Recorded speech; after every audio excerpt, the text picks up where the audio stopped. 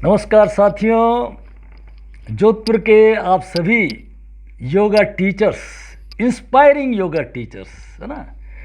क्या अद्भुत काम किया है आप लोगों ने। आपको सलाम, है ना। तो आपके जो इस जोश को मैं हार्दिक अभिनंदन करता हूँ। आपने एक योगा की क्रांति जोधपुर में ला दी है। स्थिति यह है, कल सैन साहब ने मुझे बताया कि पिछले साल तक 90 स्टूडेंट्स कोटा ओपन यूनिवर्सिटी में इनरोल होते थे। इस बार 287, 3 गुना लोग बढ़ गए। इतना अच्छा योग समिति ने और आप सभी ने काम किया है। दिल खुश हो जाता है ना। बहुत ही प्रेरणा का है, इसलिए आपका बहुत बहुत आभार, बहुत धन्यवाद। ये सब कैसे संभव हो रहा है? तो उसका जो योगा डे पे आप प्रार्थना करते हैं, संग छद्वम संवदध्वम, एक हारमोनी की वजह से, है ना। एक साथ चलें, एक मन से चलें, means vector sum should be positive. जैसे एक चीज़ यहाँ पे पड़ी हुई है और एक हॉर्स पावर इधर भी लगा दिया, एक हॉर्स पावर इधर भी लगा दिया, what will be the result? Result will be zero, there will be no displacement, है ना। लेकिन अगर एक इस डायरेक्शन में काम कर रहा है, दूसरा भी उसी डायरेक्शन में करना है, तो वेक्टर सम क्या हो जाएगा? पॉजिटिव हो जाएगा। उसको कहते हैं संग छद्वम, एक साथ चलें, एक साथ बोलें, हमारे मन एक डायरेक्शन में हो, है ना, एक दूसरे की टांग खींचने वाले नहीं हो, है ना। तो ये उसकी वजह से एक योग समिति के एक झंडे तले, एक ही आवाज़ के अंदर, है ना, और सभी लोग एक ही दिशा में आगे बढ़े, बहुत अच्छा लगा। ठीक है ना। तो आप सबको मैं बहुत बहुत बधाई देता हूँ। मुझे ऐसा मेरा विश्वास है कि जो जैसे ऋषिकेश कैपिटल है योगा की, तो ये दूसरी कैपिटल हमारी जोधपुर बने, है ना। तो ऐसा ज़रूर आगे जा कर के होगा। ठीक है। सबसे पहले मैं आपको आपके इस नोबेल प्रोफेशन को चुनने के लिए बधाई देता हूँ। आजीविका तो सब में मिलती है ना। आदमी अपना गुजारा तो कर लेता है, ठीक है ना। लेकिन इस प्रोफेशन में जो आनंद है ना, एक ब्लिसफुल स्टेट है। इसमें आपको ऐसे ही स्वास्थ्य मिल जाएगा जो सबसे इम्पोर्टेंट है। न केवल आपका स्वास्थ्य, आपके परिवार का स्वास्थ्य, आपसे परिचितों का स्वास्थ्य। आप एक पारस की तरह रहेंगे, जो आपके पास में आएगा उसका स्वास्थ्य में इम्प्रूवमेंट आएगा ही। तो इस तरह। और स्वास्थ्य का मतलब क्या है? स्वास्थ्य का मतलब क्या है? It's an integration of physical, mental, spiritual and social wellbeing. एक गली का दादा भी तो है ना, वो भी बड़ा फिजिकली फिट होता है ना? क्या वो स्वस्थ है? नहीं। शारीरिक रूप से तो ठीक लगता है, लेकिन मानसिक रूप से, आध्यात्मिक रूप से, है ना, इनसे सामाजिक तरीके से वो बिल्कुल ही फेल्योर है। तो ये जो योगा है, योगा जो है हमको एक बहुत आगे बढ़ने में, आप हमेशा एक आनंदमय कोष में, ब्लिसफुल स्टेट में आगे जाकर के इसके अंदर आपको प्राप्त होगा।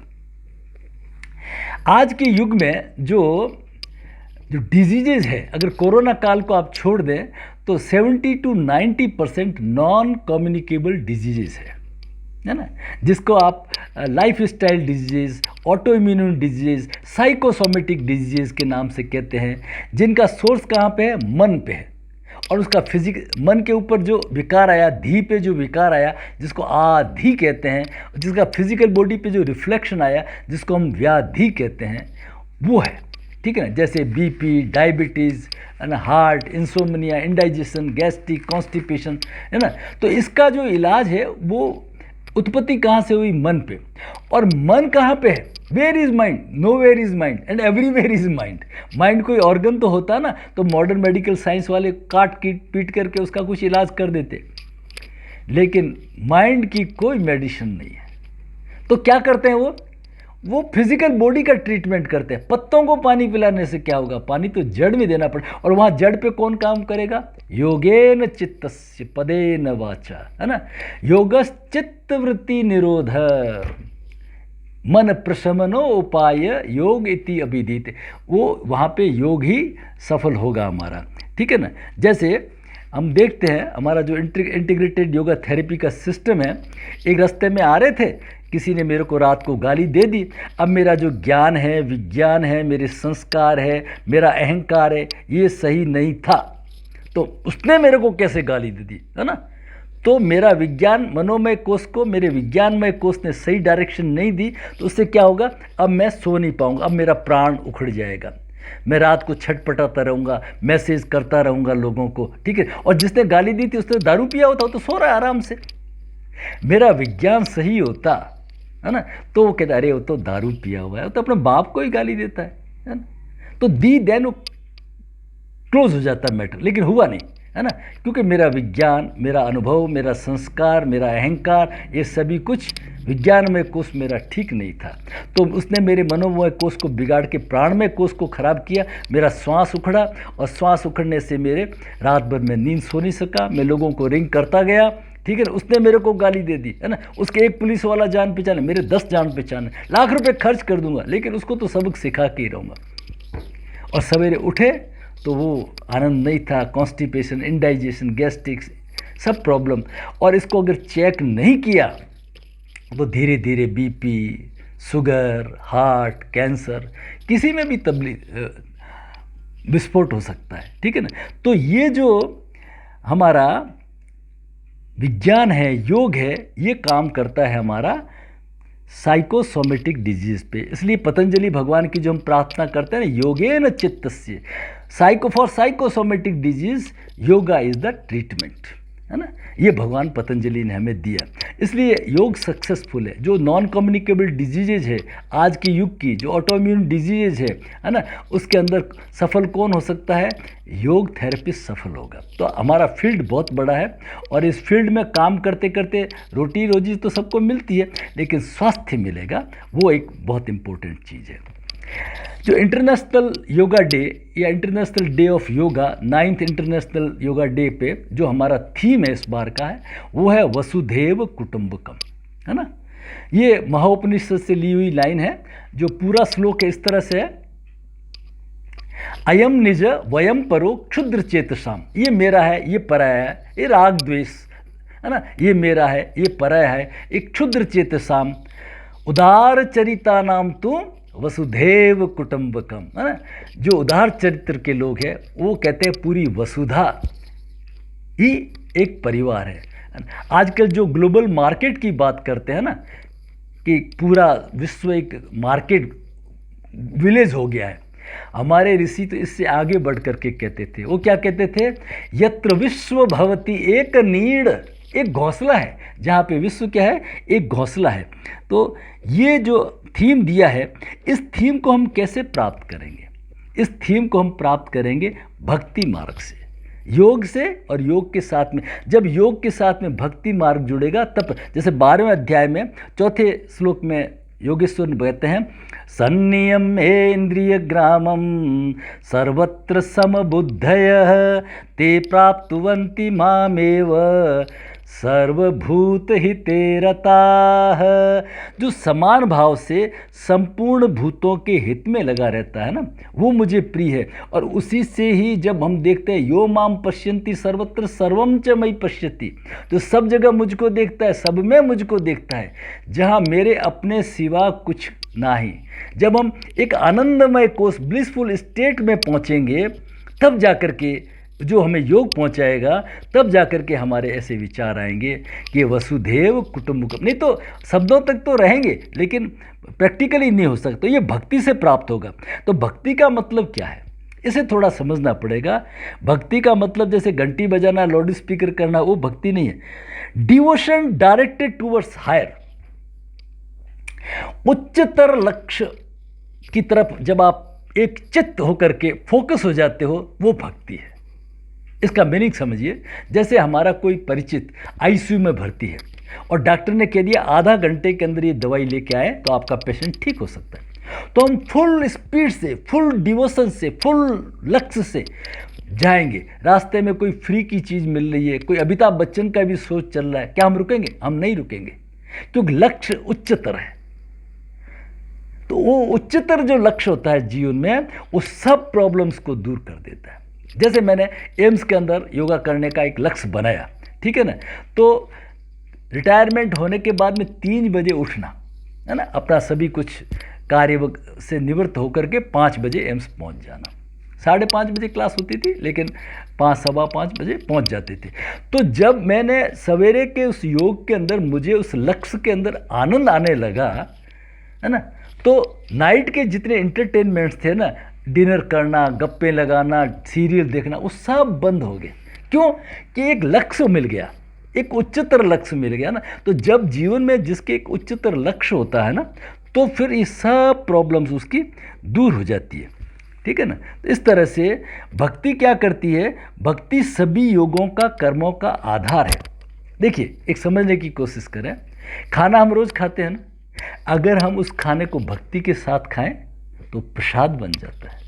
पानी हम रोज़ पीते हैं, उस पानी को भक्ति के साथ पिए तो चरणामृत बन जाता है। ठीक है ना। घर में हम रहते हैं और घर में भक्ति जुड़ जाए तो घर मंदिर बन जाता है। घूमने फिरने भी हम जाते हैं, लेकिन एक उद्देश्य के साथ में भक्ति के साथ जाएं तो तीर्थ यात्रा बन जाती है। कर्म करते हैं भक्ति के साथ करें, है ना, तो कर्म योग बन जाता है। ज्ञान भक्ति के साथ ज्ञान योग बन जाता है। और योग जो हम करते हैं, हठ योग करते हैं, जब भक्ति के साथ जुड़ता तो राज योग बन जाता है। ठीक है ना। Focus devotion with higher. भूखे भी हम कई बार रहते हैं, लेकिन भक्ति के साथ रहते हैं तो क्या हो जाती है? वो एक उपासना, एक व्रत बन जाता है। ठीक है ना। संगीत क्या बन जाता है भक्ति के साथ में? कीर्तन बन जाता है। तो भक्ति क्या है? एक आधार है। ठीक है ना। जब हम हमारे यहाँ पे जैसे मैं योग वेदांत फॉरेस्ट एकेडमी ऋषिकेश का स्टूडेंट रहा हूँ, तो वहाँ पे जैसे योग के जो 4 पाद है, समाधि, साधन, विभूति और केवल्य पाद। तो विभूति पाद, धारणा, ध्यान, समाधि का थोड़ा चैप्टर छोड़ दीजिए, उसके बाद में विभूतियों को नहीं पढ़ाते हैं, आउट ऑफ कोर्स। वो कहते हैं भाई आप अगर विभूतियों की तरफ चले गए, बाबा जी बन गए, है ना, लोग आने लग गए, तो आपका पतन निश्चित है, क्योंकि आपका उद्देश्य था केवल्य तक पहुंचना। आप उस केवल्य तक नहीं पहुंच पाएंगे।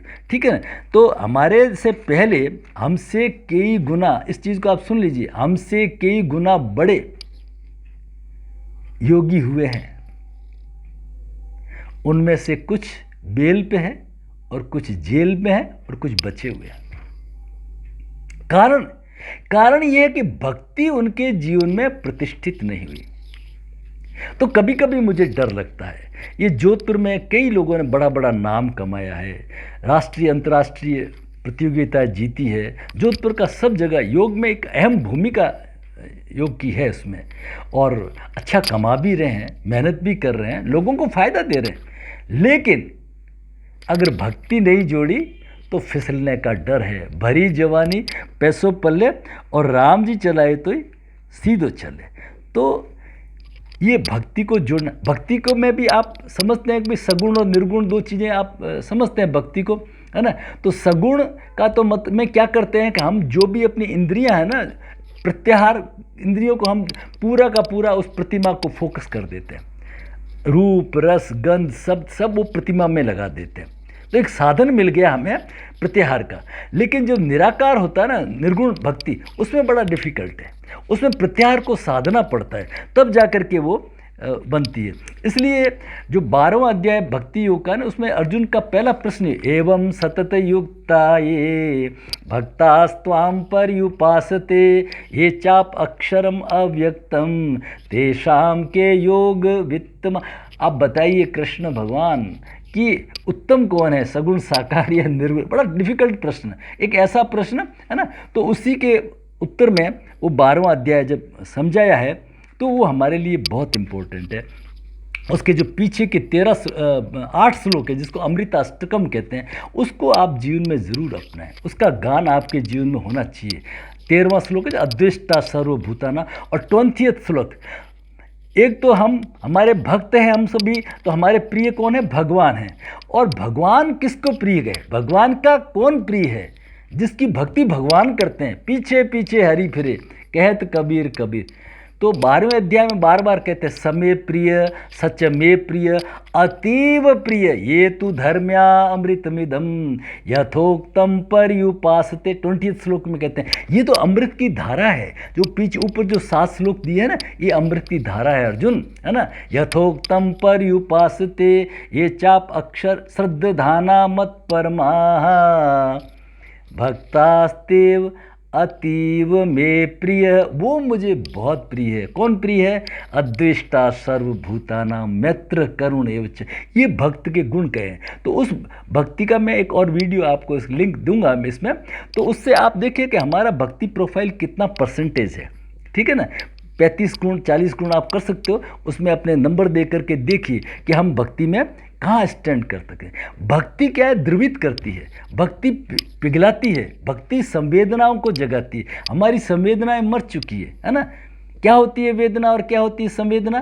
कांटा मुझे चुभा दर्द आपको हुआ, इसको कहते हैं वेदना। कांटा मुझे चुभा और दर्द आपको हुआ। पहला कांटा मुझे चुभा और दर्द मुझको हुआ तो वेदना, और कांटा मुझे चुभा और दर्द आपको हुआ, इसको कहते हैं संवेदनाएं। हमारी संवेदनाएं मर चुकी है ना। जैसे छोटा बच्चा होता है, उसके पास में थोड़ा सा ज़्यादा वो खिलखिला के हंसता है, हाथ टच ही नहीं किया अभी, हमारे को कुछ भी करे हमारे कोई फर्क नहीं पड़ता है ना। जो दुष्यंत कुमार कहते हैं ना, बारात हो या वारदात अब खिड़कियां नहीं खुला करती, क्या लहू पानी हो गया? यस, लहू पानी हो गया है। तो हमें अपनी संवेदनाओं को हम लोग क्या करते हैं, शीतकारी शीतली ये जो प्राणायाम है इनसे हम उसका अपनी संवेदनाओं को जगाते हैं, है ना।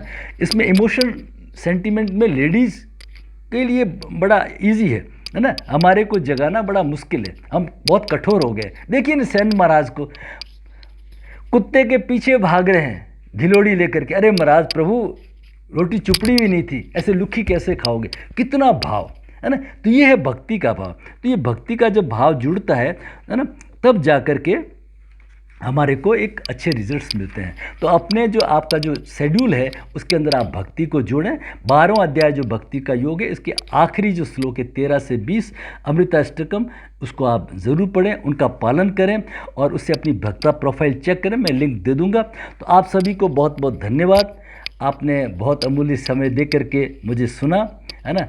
महर्षि पतंजलि और योगेश्वर कृष्ण की आप पे कृपा बनी रहे और आप एक अच्छे योगी बने। और आपकी जो समिति है, आपकी जो टीम, गजेंद्र भैया और पूरी टीम को मैं बहुत बहुत धन्यवाद देता हूँ इतनी अच्छी योग को फैलाने के लिए, है ना। और मेरे कोई त्रुटि रही है तो आप क्षमा करना। बहुत बहुत बहुत बहुत धन्यवाद।